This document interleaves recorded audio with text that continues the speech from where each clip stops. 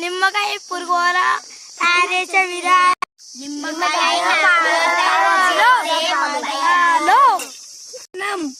నిమ్మరసం, నూనె, ఆవాలు, ఎల్లిపాయలు, కళ్యామాకు, పసుపు, పోపు దినుసులు. పట్టుకో.